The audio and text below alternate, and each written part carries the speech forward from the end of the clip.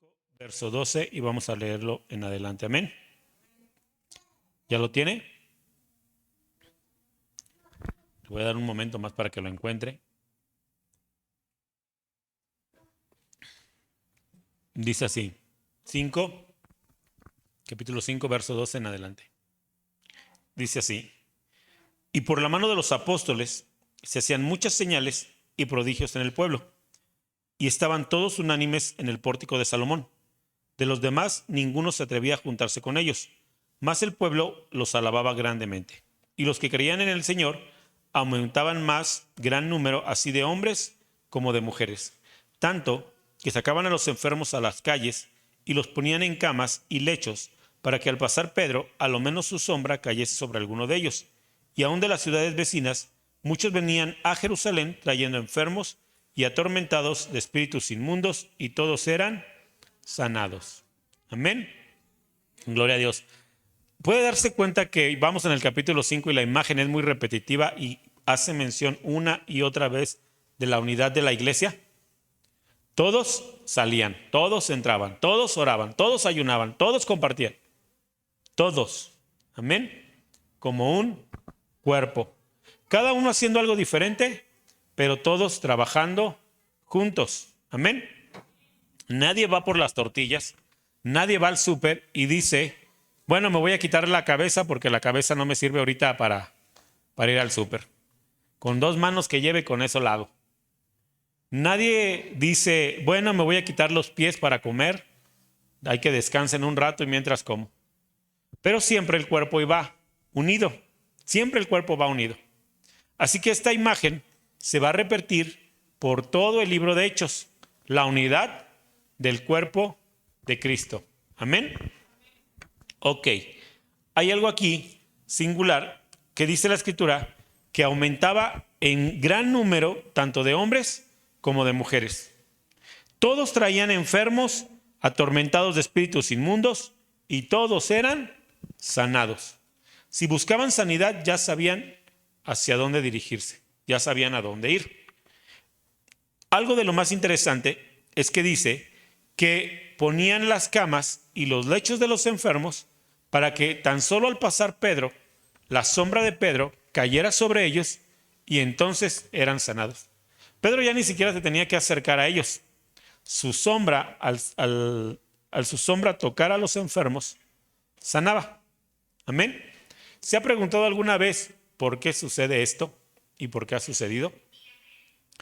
Hace un tiempo hablamos o le hablé acerca de que toda la palabra, toda la escritura, desde el verso 1 de Génesis hasta el último de Apocalipsis, todo es palabra de Dios.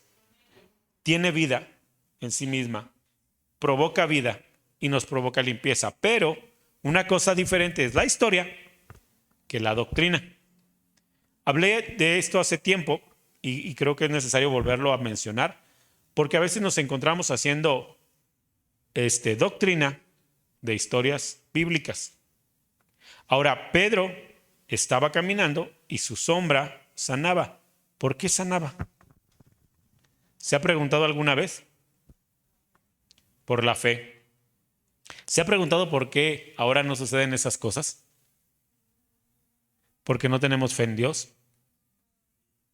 Es una combinación de todo. Es una combinación de la fe que tenemos que tener. Amén. Conforme has creído, dijo el Señor, así te sea hecho. También tiene que ver la voluntad de Dios. Y el domingo yo predicaba y le decía, si usted cree que en el Evangelio todo es blanco y negro, usted se va a llevar una gran decepción. Porque en el Evangelio no todo es blanco y negro. Es decir, me explico, no hay paso 1, 2 y 3 para ser sanado. Porque hay gente que cree que hay paso 1, 2 y 3 para ser sanado, para ser liberado, para hacer algo. Y no es así, porque usted puede cumplir todos los requisitos. Pero si usted no cree, las cosas no suceden. También puede ser al revés. Usted puede tener toda la fe del mundo, pero si no cumple ciertos requisitos, las cosas no suceden. Amén. Porque sobre todas las cosas está la voluntad del Señor. Amén. Ahora, Pedro está caminando y la sombra los toca. Es una combinación de varios factores. Pedro, en aquel tiempo, siendo el líder de la iglesia o el líder principal de la iglesia, Dios lo había revestido de una unción especial. Y también de eso predicamos en los primeros capítulos del libro de Hechos. ¿Lo recuerda? No es la misma unción que necesita una persona que otra, un predicador que otro. Y la unción que había sobre Pedro era tan fuerte, tan poderosa, que su sola presencia afectaba el lugar. No es la primera vez que vemos esto. En la escritura nos dice que el profeta, cuando murió y lo fueron a enterrar, dejaron ahí pasar el tiempo, los huesos estaban ahí del profeta, dejaron la tumba abierta, un muerto cayó sobre los huesos y a causa de la unción que había sobre los huesos, el muerto se levantó. Y yo no veo a nadie llevando allá está muerto el pastor, no sé qué, vamos a desenterrarlo y que sacar unos huesos poderosos. Eso solamente lo hacen allá al otro lado donde veníamos. Ahí sí andan pasando huesos por todos lados y pasa y le dé el beso al hueso santo.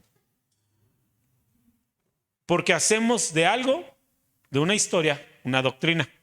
Y de cosas que Dios da para un momento, hacemos toda una doctrina. Entonces, ¿por qué sanaba la sombra de Pedro? A causa de la unción tan fuerte que había en Pedro. A causa de la unción tan fuerte que había en él. Y la unción era porque el Espíritu Santo había descendido con poder y lo había ungido porque sabía que la iba a necesitar para empezar a predicar el Evangelio. Amén. Vamos al verso 17 a leer de ahí en adelante.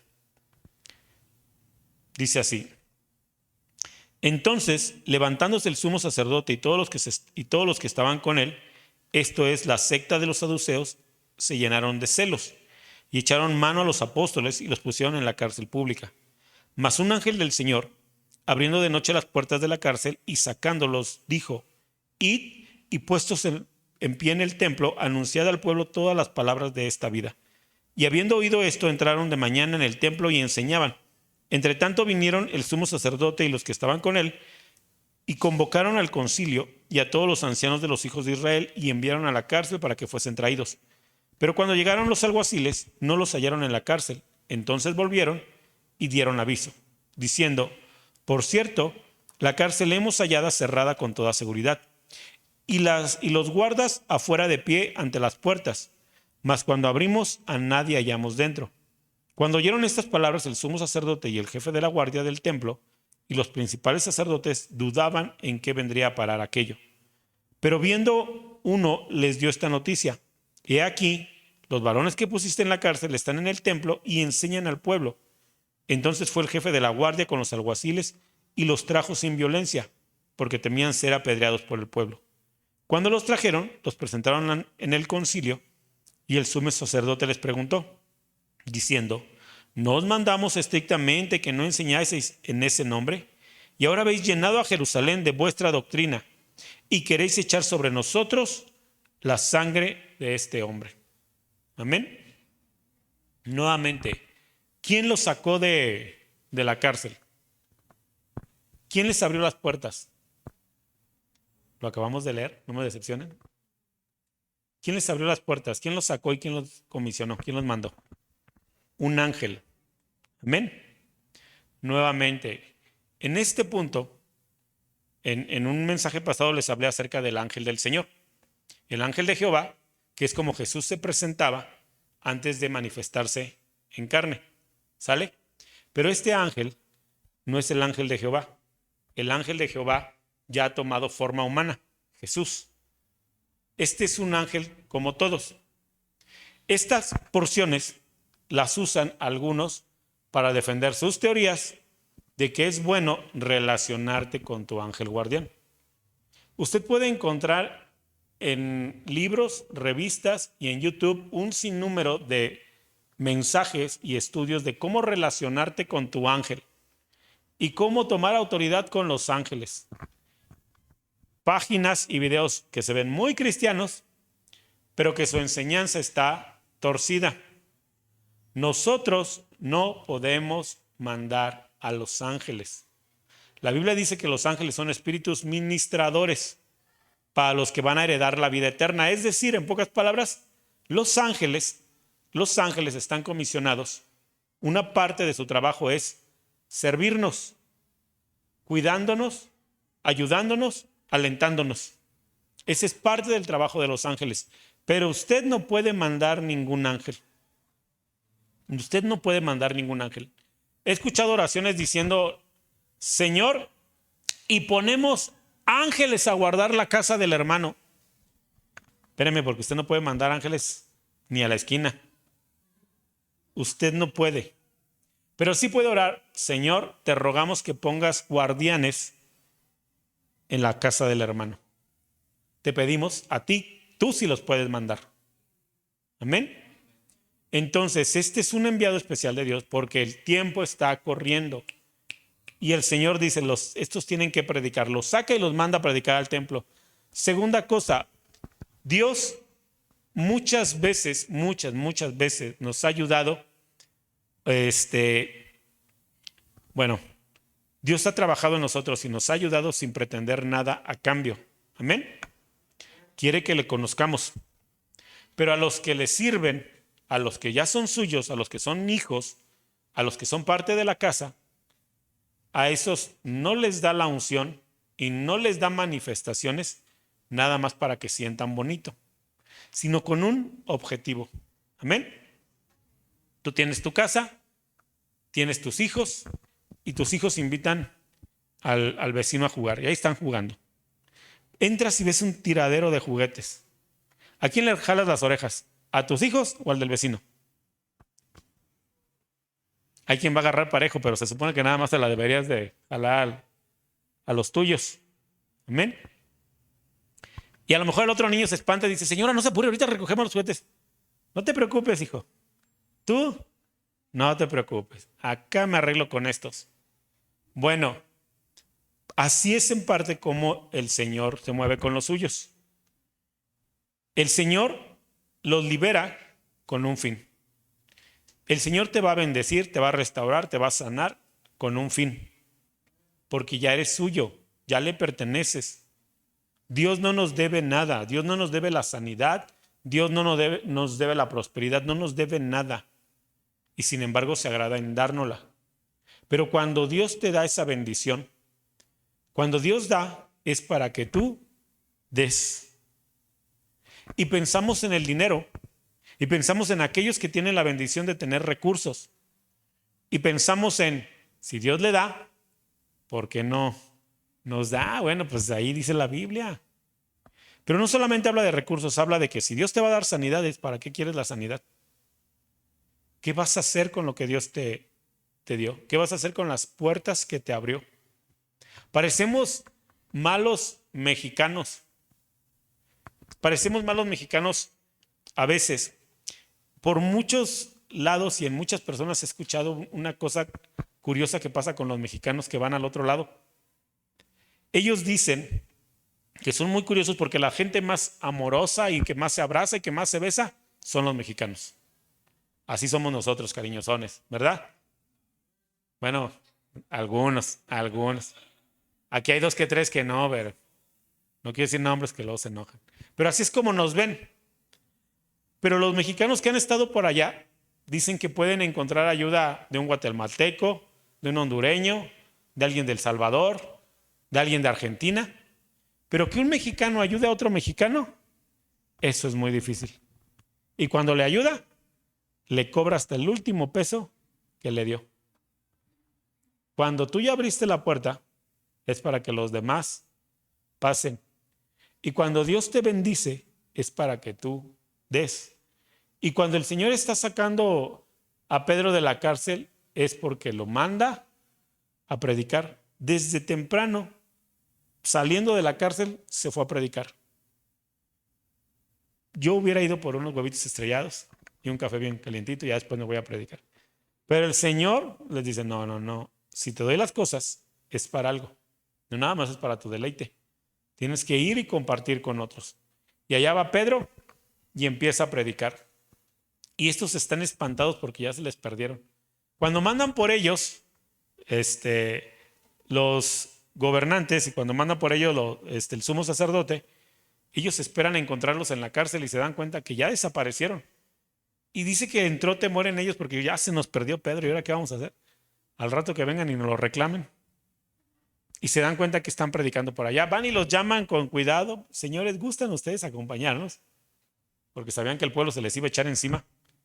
Así que les empiezan nuevamente a presionar diciéndoles, no les dijimos que no hicieran esto. Y no conforme de que siguen predicando a Jesucristo, ustedes están poniendo la sangre de Jesús en nuestras manos. Porque le están diciendo a la gente, ellos lo mataron. Amén. Ahora, ¿esto era cierto? Sí, sí, porque les ofrecieron a Barrabás y ellos dijeron, no, queremos a Jesús. Y les dice, ¿qué mal ha hecho? Lo voy a soltar, crucifícale. Le empiezan a gritar, crucifícale. Entonces, ¿quién lo mató? O sea, ¿quién fue a abrir su boquita y dijo, mátenlo? Ellos. Así que no tienen por dónde excusarse y están siendo exhibidos. Está Pedro hablando cuando le dicen, te dijimos, te lo dijimos muchas veces, ya no hables en este nombre. Amén. La persecución sigue corriendo a todo lo que da. Platicaba con los jóvenes y les decía, estamos a nada de que aprueben que puedan quitar la objeción de conciencia. ¿Qué es eso? Bueno, la objeción de conciencia es lo que le permite a una persona en un país decir, viene una mujer a practicarse un aborto y tú como médico puedes decir, como yo estoy en contra del aborto, yo no puedo practicar eso. Tú tienes ese derecho, objeción de conciencia. Mi fe, lo que yo creo no me permite hacerlo. Pero el gobierno actualmente está yendo contra eso. Si eso lo quitan, significa que cualquier persona que venga ante ti, siendo tú un médico, y pida un aborto, tú se lo tienes que hacer. Y si no se lo haces, vas a la cárcel. Cualquier líder religioso y cualquier movimiento religioso, si viene una pareja homosexual y dice, cásenos, y yo digo no, porque eso no le agrada a Dios, ellos con la mano en la cintura van, me denuncian y a mí me meten a la cárcel. Y ya no tengo derecho a decir que no. Así que la persecución no es nueva para la iglesia. Siempre hemos sido perseguidos. Pero lo más maravilloso es que la iglesia siempre ha crecido en medio de la persecución.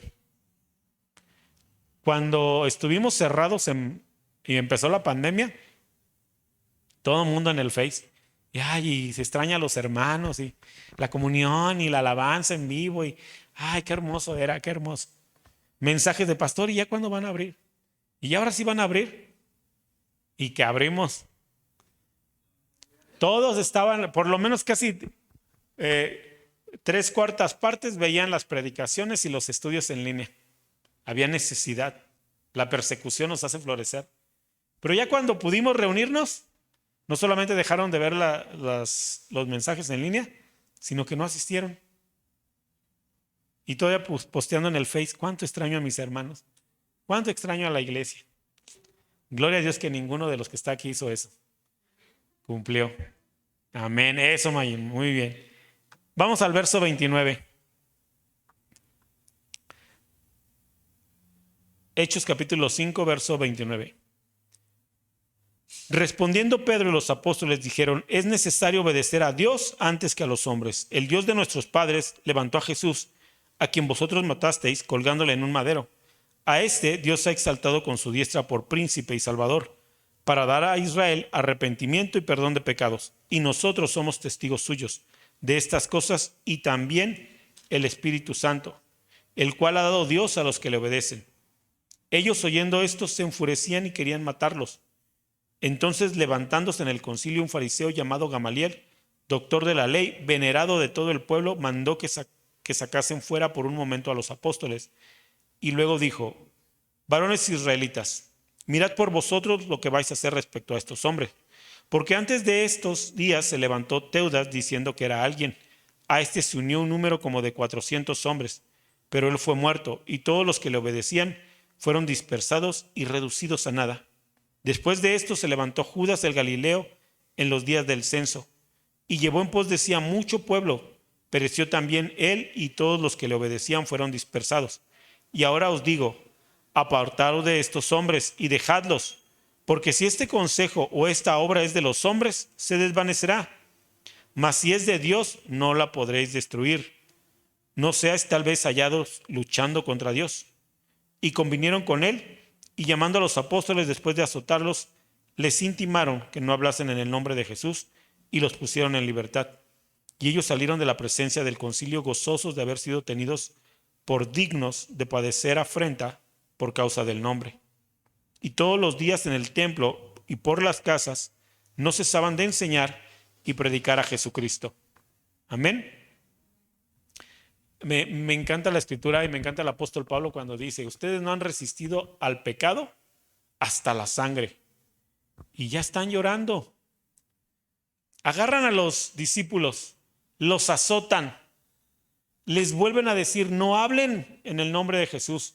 Ellos dicen: juzguen a ustedes qué es mejor hacer, obedecer a Dios o obedecer a los hombres. Persecución hablábamos en otras reuniones pasadas que vamos a tener de todos lados, y está profetizado que empieza por nuestra casa, y te quieren callar y no hables y no digas, y está bien, ven, visítanos, pero y no digas que eres cristiano porque me quemas aquí con la familia, con la banda. No digas, cállate, eso no lo digas. La persecución está contra la iglesia desde el principio. Pero hay un hombre que se levanta, era un hombre conocedor de la escritura, y les dice: a ver, esa es otra cosa que nos enseña que no hay nada nuevo bajo el sol. Les dice: miren, ya hubo alguien que se levantó en el nombre de Jesús y un montón de gente le siguió, diciendo que era alguien enviado por Dios. Un montón de gente le siguió, y todos los que le siguieron y él están muertos. Todo se acabó. Luego se levantó otro diciendo que él era el llamado, y mucho pueblo le siguió. ¿Y dónde está? Y todos los que le siguieron, muertos. Entonces no se metan con ellos. No se metan con ellos, porque si es de Dios, no van a poder pararlos. Y lo peor, van a ser hallados luchando contra Dios. Pero si ellos no provienen de Dios, entonces lo que hagan se va a acabar. Y los otros se quedan: bueno, pero de todos modos les ponen unos azotes y los echan para la calle. Ahora, ¿cómo enfrentamos a veces ciertas creencias o ciertas sectas? Primero, con la palabra de Dios. Segundo, si Dios los levantó, Dios los va a sostener. Pero si no es de Dios, tarde que temprano se va a terminar eso. Amén. Cualquier movimiento que no está respaldado por Dios, tarde o temprano va a terminar y va a ser exhibido. Pero aquellos que están levantados por Dios, no hay quien los pueda parar. Así que si Dios te llamó, nadie te va a poder parar.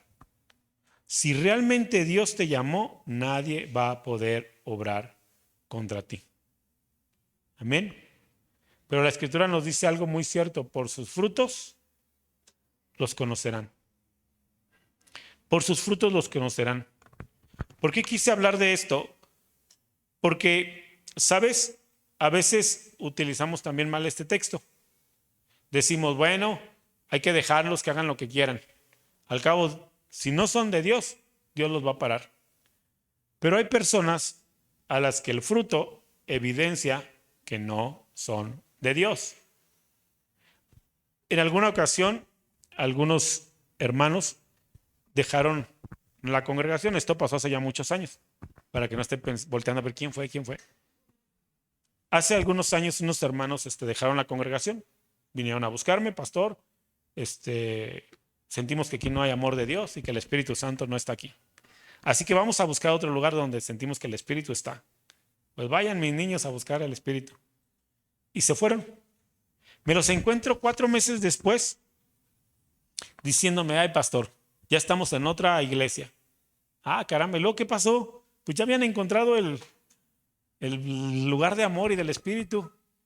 Pues sí, pero llegamos y había unos tiempos de alabanza bien gloriosos. Alabábamos a Dios durante 1 hora, durante 1 hora y media, durante 2 horas. Sabíamos cuándo empezábamos, pero no sabíamos cuándo terminábamos. O sea, estaba tan bonito aquello del Espíritu que 1 hora, 1 hora y media, 2 horas. Y luego, ¿por qué se salieron?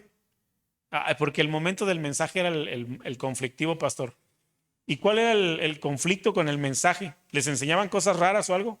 No, es que ya cuando iban a predicar, el pastor abría la Biblia, nos leía un pedacito y nos decía, Dios es bueno. ¿Verdad que sí, hermanos? Vámonos pues ya de aquí. Y tardaba 5 minutos en leernos algo de la Biblia, o 10 minutos. Y dijimos, no, no. Y lo peor, un día nos avisa el pastor que se va a casar con la pastora. Y yo, pues eso no tiene nada de malo, renovación de votos, qué bonito, qué bueno. No, no, espérese. Lo que pasa es que el pastor tenía otra familia, la pastora tenía otra familia. Entonces se encontraron en un amor más verdadero y ya se iban a casar. Entonces dijeron, para que vayan preparándose a la iglesia, a ver qué nos van a dar de bodas. Y digo, caray. No, sí, entonces ahí ya ni cómo ayudarlos. Por sus frutos los conocerán. No por lo que sientan. Porque ellos me decían, es que se siente bien bonito, 2 horas alabando al Señor. O sea, a los que no les gusta escuchar la palabra, felices, que le sigan. A los que les gusta cantar, felices, a brinque y brinque. Pero al momento de que su alma fuera nutrida, no había nada. Yo voy a esperar a que eso se caiga. No voy a esperar a que se caiga, porque es evidente por su fruto que no están haciendo las cosas en orden. Es evidente por su fruto que no están las cosas bien.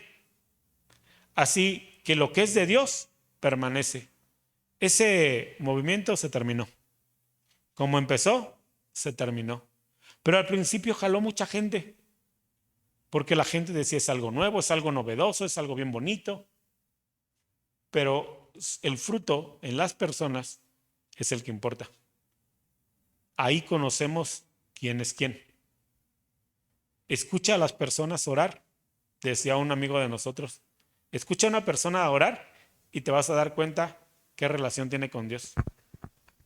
Si presume de grandeza y cuando ora dice, en el nombre de Jesús te lo pedimos por todos, amén. Caramba. No hay relación. Amén. Vamos a continuar en el capítulo 6.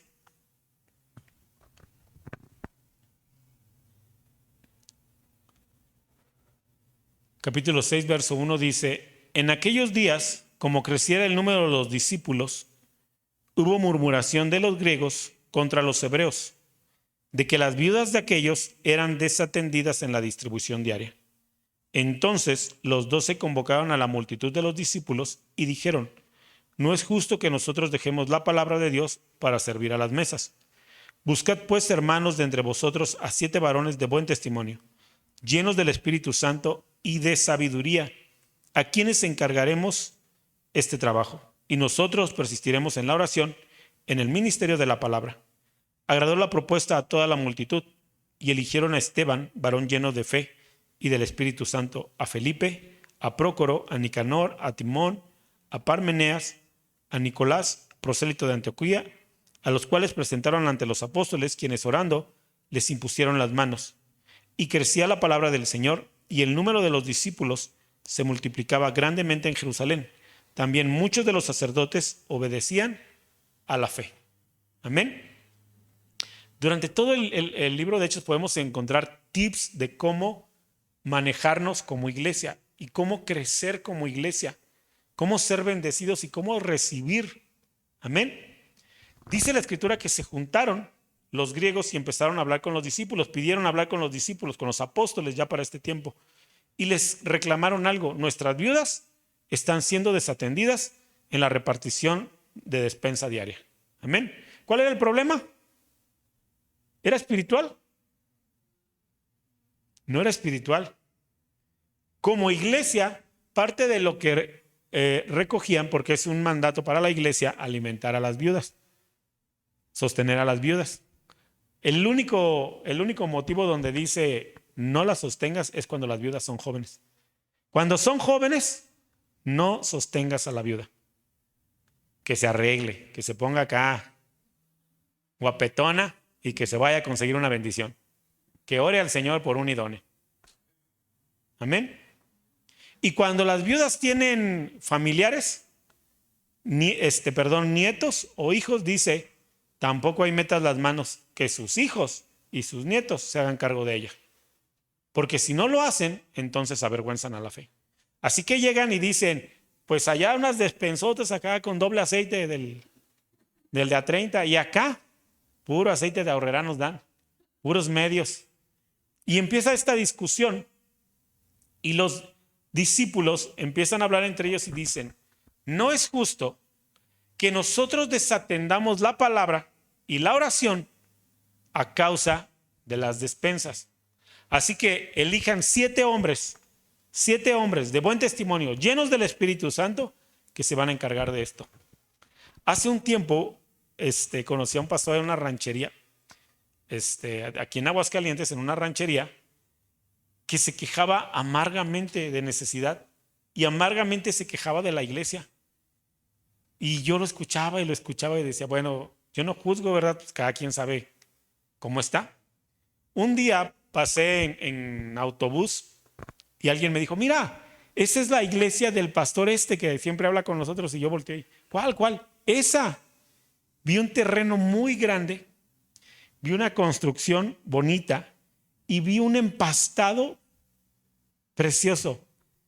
Pasto, así como a veces para irte a tirar y rodar por todo aquello, a hacer picnic. Y yo dije, wow, ya muchos de nosotros quisiéramos un lugarcito así. Estaba extenso. Y cuando me lo vuelvo a encontrar al pastor, le digo, pastor, está bien padre ahí su congregación, el lugar, está bien bonito. Y me dice, sí, pero así me cuesta. Y le digo, ¿cómo? Sí, pues es que tengo que ir a regar, tengo que ir a cortar el pasto, tengo que ir a recoger la hierba, tengo que barrer la entrada, tengo que pintar la iglesia, ya se me descompusieron 2 baños, tuve que arreglarlos y poner las tazas, las luces están fallando, ya las arreglé. Así que el domingo, cuando voy a predicar, llego al púlpito acá arrastrándome ya todo cansado. Y, hermanos, y luego los hermanos se me enojan todavía, porque el pastor le faltó ahí poder en el mensaje. O corto pasto, o preparo un mensaje. Ahora ve la escritura diciendo a los apóstoles, no es justo que nosotros descuidemos la palabra y la oración por atender las mesas. ¿Era degradante para ellos dar despensas? No, pero ellos tenían un trabajo que hacer y ellos lo tomaron en cuenta y dijeron, no podemos, de verdad no podemos. O tronamos los cohetes o andamos en la procesión, no se puede todo. Amén. No los escuché decir amén. Gloria a Dios. Así que hermano, cuando pase por este lugar y lo vea tan hermoso, tan precioso, espero que sea porque todos estamos haciéndolo. Amén. Nuevamente, con lloro, pero bueno, amén. Están los discípulos y piden 7 hombres que su trabajo iba a ser repartir despensas. ¿Es algo espiritual repartir despensas? Seleccionar frijol, arroz. ¿Es algo espiritual? Entonces, ¿por qué están pidiendo a estas personas? A sus ojos, mire, no tratamos no acabamos de entenderlo, pero a sus ojos, ¿qué es más importante? ¿El que está aquí dirigiendo la alabanza o el encargado de repartir las despensas? ¿Qué trabajo es más importante?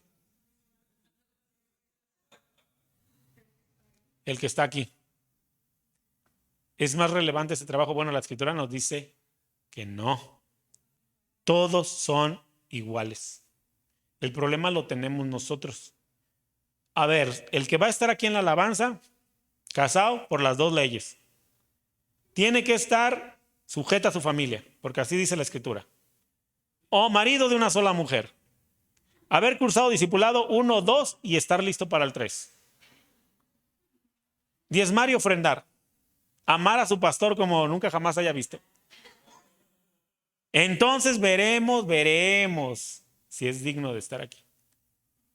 Pastor, ¿y quién va a repartir las despensas? Pues dile, el que entre, el primero que entre, ponlo a repartir despensas. Si todos los trabajos son igual de importantes para el Señor, ¿quién hace la diferencia? ¿El Señor o nosotros? Nosotros somos los que hacemos la diferencia. Porque estos iban a repartir despensas. Y pide hombres llenos del Espíritu Santo. Porque yo no sé si usted ha estado ante puños de billetes o ante kilos y kilos de frijol, de despensa o algo. Y yo no sé qué ideas le pasan a usted por la cabeza. Pero a uno que es más pecador, bueno, a mi mamá, hay que apartarla a mi mamá. Ni a la iglesia va, pero apártenle una buena para mi mamá. Son 100 millones de pesos. Un billete de a 500 ni lo van a ver. Esas cosas le pasan por la mente a un pecador. Pero alguien que está lleno del Espíritu va a decir como el Señor cuando fue a buscarlo su mamá. ¿Recuerdan qué hizo el Señor cuando fueron a buscarlo su mamá y sus hermanos? Sus mamá y sus hermanos lo mandaron a alguien y dile a Jesús que acabamos de llegar. Y le dicen a Jesús, Señor, ahí está tu mamá y tus hermanos. Y Jesús se levanta y le dice, ¿quién es mi mamá y mis hermanos? Mi madre y mis hermanos, mi familia, son los que escuchan la palabra de Dios y la guardan. Estos son mi familia. Los que llegaron, allá está la fila. ¿Cuántos de nosotros lo hubiéramos dicho? Es mi santa madrecita, pásenmela para acá, bro.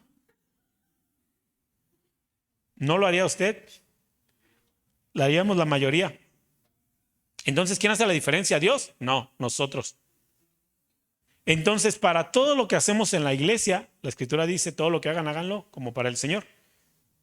Así que estos hombres son llamados, y mire, estos reparte despensa, estos, vamos a seguir leyéndolo, van a trastornar al mundo. Y uno de nuestros problemas es que nosotros hacemos diferencia como iglesia. Como iglesia podríamos decir, ¿quién va a ir a visitar a aquel que se está muriendo? No está este, no está aquel, no está el otro. Necesitamos que alguien ore. Solamente está el encargado de la despensa. Con él basta y sobra. Porque sabemos que es un hombre lleno del Espíritu Santo. El que hace el aseo, la que hace el aseo, sabemos que es una mujer llena del Espíritu Santo. Así que ellos son los que vamos a usar. Amén. Verso 8.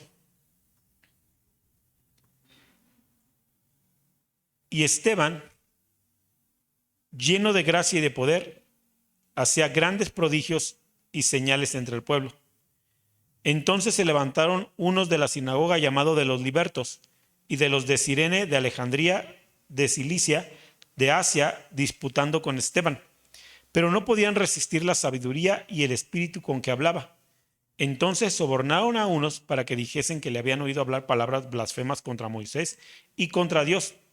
Y soliviantaron al pueblo, a los ancianos y a los escribas, y arremetiendo le arrebataron y le trajeron al concilio. Y pusieron testigos falsos que decían, este hombre no cesa de hablar palabras blasfemas contra este lugar santo y contra la ley, pues le hemos oído decir que ese Jesús de Nazaret destruirá este lugar y cambiará las costumbres que nos dio Moisés. Entonces todos los que estaban sentados en el concilio, al fijar los ojos en él, vieron su rostro como el rostro de un ángel. Amén. Este Esteban era uno de los 7. Y dice la Escritura que tenía tanto poder y tanta sabiduría de Dios que cuando otros discutían con él, no lo podían resistir. Venían unos argumentándoles cosas y yo creo, yo pienso, yo siento, y es que no debería de ser así. Y Esteban a todos los paraba y a todos les atendía su asunto. No pudieron con él y pusieron testigos falsos y ahí cuchilearon al pueblo para que fuera contra él y se lo llevaran y lo toman arrestado. Amén.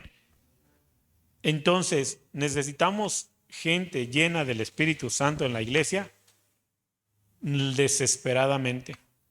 La Escritura dice que la creación está expectante y aguardando la manifestación gloriosa de los hijos de Dios. La manifestación gloriosa de los hijos de Dios. Amén. Qué tremendo es eso. La naturaleza está esperando a que te levantes como hijo de Dios. Está esperando a ver eso. La naturaleza está esperando ver una iglesia poderosa en el Espíritu, llena del Espíritu. Así que somos un cuerpo donde todos debemos de trabajar, donde es una responsabilidad compartida, donde el pastor cumple un rol. No es el Señor de la congregación, el único Señor de la congregación es Jesucristo. El pastor no es dueño de nadie. Les he dicho muchas veces, vienen y me dicen, pastor, ¿me da permiso? Yo no soy su dueño para darles permiso. Si me preguntan mi opinión, yo les daré mi opinión. Yo les diré, no creo que sea conveniente que vayas a hacer esto, no creo que sea conveniente que hagas esto, pero yo no te puedo prohibir nada, porque el único Señor aquí es Jesucristo. Pero somos un cuerpo y tú tienes que cumplir tu rol. Y tú tienes que ser lleno del Espíritu Santo. Porque a veces el Señor nos pone a repartir despensas. Pero repartiendo despensas, aún repartiendo despensas, el Señor te llena del Espíritu Santo. Y te hace que multipliques lo que pone en tus manos. Y cuando requiere algo o está por hacer algo portentoso, sabe que puede echar mano de cualquiera. De cualquiera. Sabe que no son nada más ungidos los que predican, o los que oran, o los que alaban, sino que en cada uno de nosotros está aguardando la creación, la manifestación de un Hijo glorioso de Dios. Amén. Vamos a continuar en el capítulo 7. Dice así: el sumo sacerdote dijo entonces, ¿esto es así? Y él dijo, varones hermanos y padres, oíd, el Dios de la gloria apareció a nuestro padre Abraham estando en Mesopotamia, antes que morase en Harán, y le dijo, sal de tu tierra y de tu parentela, y ven a la tierra que yo te mostraré. Entonces salió de la tierra de los caldeos y habitó en Harán, y de allí, muerto su padre, Dios le trasladó a esta tierra en la cual vosotros habitáis ahora. Y no le dio herencia en ella ni aun para sentar un pie, pero le prometió que se la daría en posesión y a su descendencia después de él cuando él aún no tenía hijo. Y le dijo Dios así, que su descendencia sería extranjera en tierra ajena y que los reducirían a servidumbre y los maltratarían por 400 años. Mas yo juzgaré, dijo Dios, a la nación de la cual serán siervos, y después de esto saldrán y me servirán en este lugar. Y le dio el pacto de la circuncisión. Y así Abraham engendró a Isaac y le circuncidó al 8º día, e Isaac a Jacob y Jacob a los 12 patriarcas.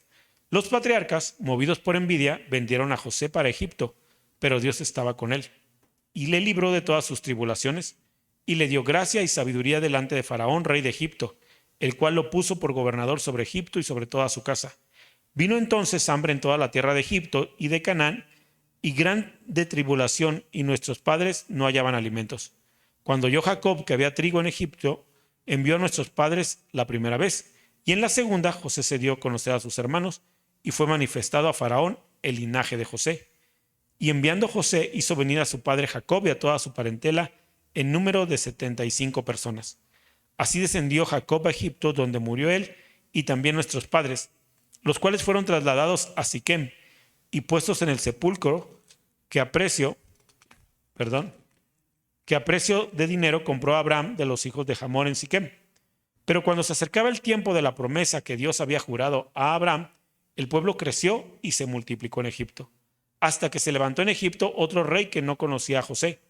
Este rey, usando de astucia con nuestro pueblo, maltrató a nuestros padres, a fin de que expusiesen a la muerte a sus niños para que no se propagasen. En aquel mismo tiempo nació Moisés y fue agradable a Dios, y fue criado 3 meses en casa de su padre. Pero siendo expuesto a la muerte, la hija de Faraón le recogió y le crió como a hijo suyo. Y fue enseñado Moisés en toda la sabiduría de los egipcios, y era poderoso en sus palabras y obras. Cuando hubo cumplido la edad de 40 años, le vino al corazón el visitar a sus hermanos, los hijos de Israel. Y al ver a uno que era maltratado, lo defendió, e hiriendo al egipcio vengó al oprimido. Pero él pensaba que sus hermanos comprendían que Dios le daría la libertad por mano suya, mas ellos no lo habían entendido así. Y al día siguiente se presentó a unos de ellos que reñían y los ponía en paz, diciendo: varones, hermanos sois, ¿por qué os maltratáis el uno al otro? Entonces el que maltrataba a su prójimo le rechazó, diciendo: ¿quién te ha puesto por gobernante y juez sobre nosotros? ¿Quieres tú matarme como mataste ayer al egipcio? Al oír estas palabras, Moisés huyó y vivió como extranjero en tierra de Madián, donde engendró 2 hijos. Pasados 40 años, un ángel se le apareció en el desierto del monte Sinaí en la llama de fuego de una zarza. Entonces Moisés, mirando, se maravilló de la visión, y acercándose para observar, vino a él la voz del Señor: yo soy el Dios de tus padres, el Dios de Abraham, el Dios de Isaac y el Dios de Jacob. Y Moisés, temblando, no se atrevía a mirar. Y le dijo el Señor: quita el calzado de tus pies, porque el lugar en que estás es tierra santa. Ciertamente he visto la aflicción de mi pueblo que está en Egipto, y he oído su gemido, y he descendido para librarlos. Ahora pues, ven, te enviaré a Egipto. A este Moisés, a quien habían rechazado diciendo: ¿quién te ha puesto por gobernante y juez? A este lo envió Dios como gobernante y libertador, por mano del ángel que se le apareció en la zarza. Este lo sacó, habiendo hecho prodigios y señales en tierra de Egipto y en el Mar Rojo y en el desierto por 40 años. Este Moisés es el que dijo a los hijos de Israel: profeta os levantará el Señor, vuestro Dios, de entre vuestros hermanos, como a mí, a él oiréis. Este es aquel Moisés que estuvo en la congregación en el desierto con el ángel que le hablaba en el monte Sinaí y con nuestros padres, y que recibió palabras de vida que darnos, al cual nuestros padres no quisieron obedecer, sino que lo desecharon y en sus corazones se volvieron a Egipto. Cuando dijeron a Aarón: haznos dioses que vayan delante de nosotros, porque este Moisés que nos sacó de la tierra de Egipto no sabemos qué le haya acontecido. Entonces hicieron un becerro y ofrecieron sacrificio al ídolo, y en las obras de sus manos se regocijaron. Y Dios se apartó y los entregó a que rindiesen culto al ejército del cielo. Como está escrito en el libro de los profetas: ¿acaso me ofrecisteis víctimas y sacrificios en el desierto por 40 años, casa de Israel? Antes bien llevasteis el tabernáculo de Moloc y la estrella de vuestro dios Renfán, figuras que os hicisteis para adorarlas. Os transportaré pues más allá de Babilonia. Tuvieron nuestros padres el tabernáculo del testimonio en el desierto, como había ordenado Dios, cuando dijo a Moisés que lo hiciese conforme al modelo que había visto, el cual recibió a su vez por nuestros padres. Lo introdujeron con Josué al tomar posesión de la tierra de los gentiles, a los cuales Dios arrojó de la presencia de nuestros padres hasta los días de David. Este halló gracia delante de Dios y pidió proveer tabernáculo para el Dios de Jacob. Mas Salomón le edificó la casa. Si bien el Altísimo no habita en templos hechos de mano, como dice el profeta: el cielo es mi trono y la tierra el estrado de mis pies, ¿qué casa me edificaréis?, dice el Señor. ¿O cuál es el lugar de mi reposo? ¿No hizo mis manos todas estas cosas? Duros de cerviz e incircuncisos de corazón y de oídos, vosotros resistís siempre al Espíritu Santo, como vuestros padres, así también vosotros. Amén. Gloria a Dios. Deme un segundo. ¿Sabe lo que hizo Esteban? Hizo exactamente, el propósito de Esteban era defenderse. El Señor ya les había dicho que iban a ser llevados delante de gobernadores, que no pensaran qué decir, que en aquel momento no serían ellos los que hablaran, sino el Espíritu Santo a través de ellos. Y como lo están acusando de cosas locas, Esteban les hace un recuento prácticamente desde Génesis hasta ese día. Les hace un recuento y se los pone con manzanitas, con bolitas y palitos, y les dice así las cosas. Pero ustedes siguen resistiendo al Espíritu Santo. Todas las cosas que nos hablaron se han cumplido y se siguen cumpliendo, y se han cumplido en Jesucristo, y ustedes no quieren entender. Ustedes siguen aferrados a sus cosas. Ustedes siguen aferrados a lo que les conviene y a lo que les gusta. Amén. Hay pecados que para ti son muy fuertes, porque para Dios pecado es pecado. Pero hay pecados que para ti son muy fuertes. ¿En qué pecado no caerías? ¿En qué pecado tú dices: mira, Nadie está exento de caer. Pero ¿qué pecado dices? Ni loco. Primero me cuelgan. Primero me cuelgan y de patas, pero yo no caigo en eso.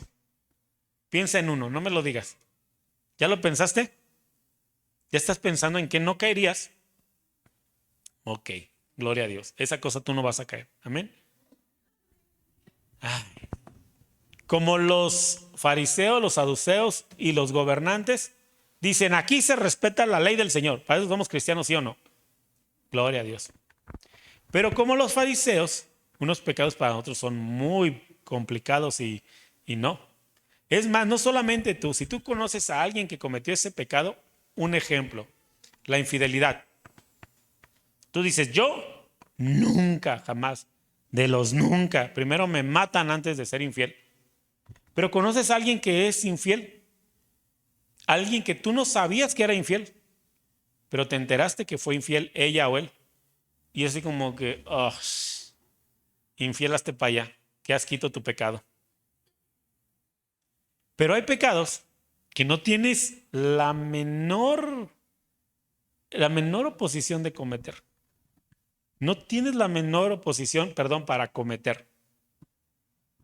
El chisme, a algunos se les da y bien sabroso.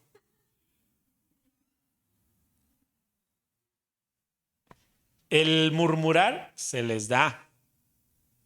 Ahí no te causa problemas. Ahí no te causa problemas. Yo he visto jóvenes decirle al Señor, aquí está mi vida, te la entrego, todo es para ti, tómame y si me quieres llevar a donde me quieras llevar, yo estaré ahí para ti. Y el joven de al lado no lo hace y dice, uy, qué sacatón. Pero los he visto decir, bueno muchachos, ahora vengan delante del Señor y entreguen aquí novios y novias y renuncien a todo eso que les afecta el corazón, que la Biblia dice que es pecado. Y ahí retiran la mano. Unos pecados son muy fuertes. Israel está haciendo eso. Israel representado por los gobernantes y los sumos sacerdotes. Por eso Esteban trae toda la escritura y se las pone enfrente y les dice, de esto me están acusando. Me están acusando de que yo soy el que rompe la ley. Me están acusando de que yo murmuro y hablo contra ustedes. Esta es la ley, señores. Esto es lo que Dios ha establecido y ustedes no lo están cumpliendo. Pero a mí sí me quieren enjuiciar por algo que yo no dije. Y se quedan todos espantados. Y se quedan todos enojados. Porque la gente se enoja. Cuando nos sacan nuestros trapitos al sol, nos enojamos. Aun cuando es Dios. Aun cuando Dios te confronta y te dice, no te hagas, ¿por qué te enojas? Si tú eres peor, tú hiciste esto. Y te enojas porque Dios no te considera. Ellos están muy molestos. Les está diciendo Esteban, ustedes son duros. ¿A cuál de los profetas sus padres no mataron? Esteban les está confrontando y les dice, los profetas vinieron a hablarles una y otra vez y ustedes los mataron. Pero a mí sí me quieren culpar. Y conmigo quieren, él es el pecador, hay que sacarlo de aquí. Vamos a terminar con esta porción, verso 51. Duros de cerviz e incircuncisos de corazón y de oídos, vosotros resistís siempre al Espíritu Santo como vuestros padres, a ti también vosotros. ¿A cuál de los profetas no persiguieron vuestros padres y mataron a los que les anunciaron de antemano la venida del justo, de quien de vosotros ahora habéis sido entregadores y matadores? Vosotros que recibisteis la ley por disposición de ángeles y no la guardasteis, oyendo estas cosas se enfurecían en sus corazones y crujían los dientes contra él. Pero Esteban, lleno del Espíritu Santo, puesto los ojos en el cielo, vio la gloria de Dios y a Jesús que estaba a la diestra de Dios. Y dijo, he aquí veo los cielos abiertos y al Hijo del Hombre que está a la diestra de Dios. Entonces ellos, dando grandes voces, se taparon los oídos y arremetieron a una contra él y echándole fuera de la ciudad, le apedrearon. Y los testigos pusieron sus ropas a los pies de un joven que se llamaba Saulo. Y apedreaban a Esteban mientras él invocaba y decía, Señor Jesús, recibe mi espíritu. Y puesto de rodillas clamó a gran voz, Señor, no les tomes en cuenta este pecado. Y habiendo dicho esto, durmió. Qué tremendo es la vida de un mártir. Qué tremendo, no solamente porque da su vida por el evangelio, sino porque es capaz de estar muriendo y decir: no les tengas en cuenta este pecado. No les tengas en cuenta este pecado. La Biblia dice que ellos se llenaron de ira, y se fueron tras de él y tras su vida. Él estaba lleno del Espíritu Santo y su rostro como el de un ángel. Y aún así fue llevado a la muerte. Aún así fue llevado a la muerte por causa del Señor. Amén. Entonces, ¿te das cuenta que en la Biblia no todo es blanco y negro? No estoy diciendo que no hay ley, no estoy diciendo que no hay mandamientos, sí los hay, pero no todo es blanco y negro. Cualquiera podría haber dicho: ¿y dónde está Dios? Si Esteban es un hombre que ama a Dios, que sirve a Dios, que estudia la palabra, que ama su presencia, ¿dónde estaba Dios cuando lo apedrearon y lo mataron? Ahí, a un lado de él. Y la Biblia dice que hay una corona de gloria y hay un lugar especial para aquellos que son muertos a causa del testimonio de Jesucristo. Tienen un lugar muy especial, una corona diferente, vestiduras diferentes, porque fueron capaces de entregar su vida por el evangelio. Pero si a veces nosotros no queremos dar nuestra vida por aquellos que la tenemos que dar, ¿cómo entonces la daremos por Cristo? Porque a veces tú tienes que dar la vida y tienes un llamado a dar la vida por los tuyos. Y vámonos a las cabezas. Si como hombre yo no estoy dispuesto a dar la vida por ella, ¿cómo la voy a dar por Cristo? Si no estoy dispuesto a resistir al pecado, ¿cómo voy a dar mi vida por Cristo?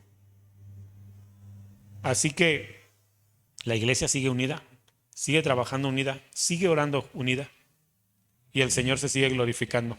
Amén. Inclina tu rostro, vamos a orar.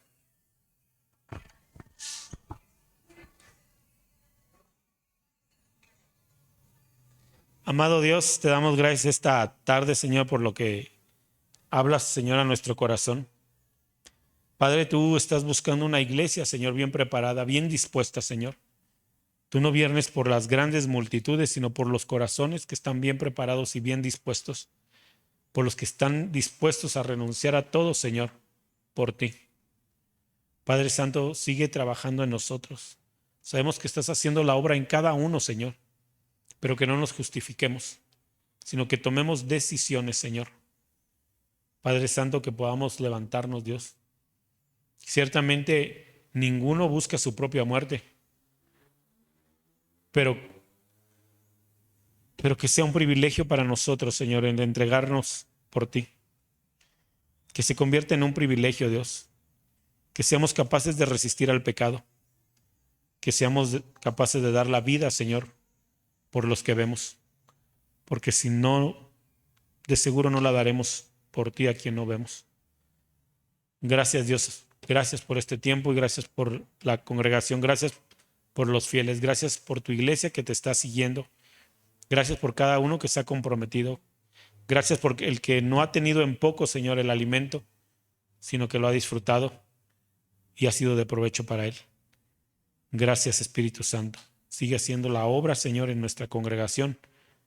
Así, Señor, con el mismo poder, Señor, que en la iglesia primitiva. En el nombre poderoso de Cristo Jesús. Amén. Gloria a Dios. Dios es bueno todo el tiempo. Amén.